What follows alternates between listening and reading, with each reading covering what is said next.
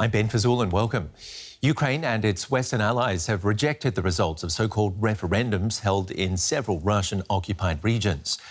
Moscow installed officials in 4 Ukrainian regions say between 87 and 99% of residents voted yes to being annexed into Russia.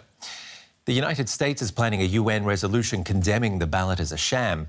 Ukraine's president has vowed to defend all his country's territory and force Russia out of the occupied zones. Once again, Russia seems poised to take over neighboring territory illegally. Moscow says the referendums in occupied Ukraine reflect the voice of the people and that they say they want to become Russian.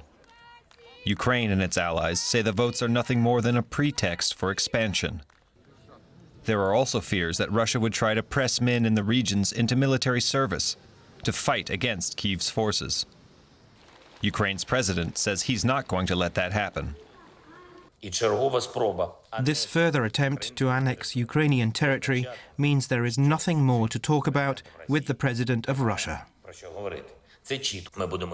We will act to protect our people in the Kherson region, in the Zaporizhia region, in Donbass, in the currently occupied areas of the Kharkiv region, and in Crimea. Russia's annexation of Crimea in 2014 was preceded by a referendum much like the one that just ended. Unconstitutional, announced mere days before voting began, and carried out in a war zone in the presence of armed soldiers. Most countries don't recognize Russian control of Crimea. Western allies say the same will apply to the 4 regions where the latest sham referendums took place. At the UN, the U.S. promised to make Russia pay if it tries a repeat of Crimea. The United States will never recognize any territory Russia attempts to seize or allegedly annex as anything other than part of Ukraine. We reject Russia's actions unequivocally, and we will continue to work with our allies, partners, and like-minded to impose cost on Russia and to provide historic amounts of support for Ukraine. But international condemnation hasn't stopped Moscow's ambitions in Ukraine. Vladimir Putin has even threatened to use nuclear weapons to defend territory he claims is part of Russia. At this point, only he knows where that imaginary border lies. Alexander Hooke is the former Principal Deputy Chief Monitor of the OSCE Special Monitoring Mission to Ukraine. You've worked in the Luhansk and Donetsk regions. Is there any way these claims of a landslide victory for Russia in these so-called referendums reflects the will of the people who live there? Good morning.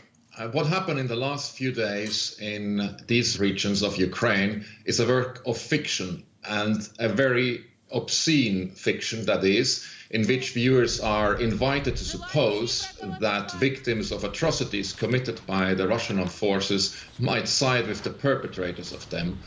I do believe that the script for what happened and what will happen has been written a long time ago, and as you have said before, what happened in 2014 was probably the precursor of what we now might see to be unfold in these 4 areas, what make up 15% of the Ukrainian territory. So will Ukrainians from these annexed regions now be conscripted to fight against their own countrymen?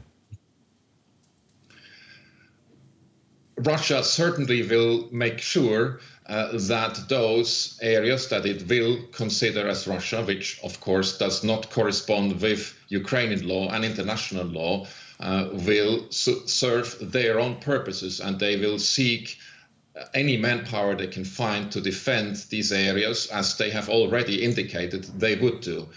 I would, however, also suggest that any Ukrainian living in Russian-occupied areas that may have put a cross on this paper has done so to survive, not to support these ambitious claims by Russia.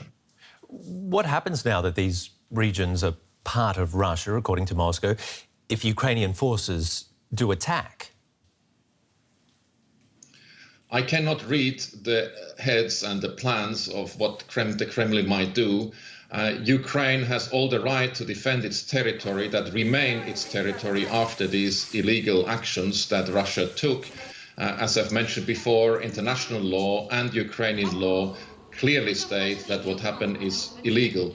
Russia may use, however, this as a pretext to up its defense and will claim that the areas are Russian territory and therefore can escalate the conflict further. Legally, it doesn't change anything. These areas are and remain Ukrainian territory. Alexander Hooke in The Hague, thank you very much for your analysis. Thank you. DW correspondent Nick Connolly joins us from Kyiv. Is there that much support for Russia in the occupied regions of Ukraine that Moscow could muster up a considerable fighting force?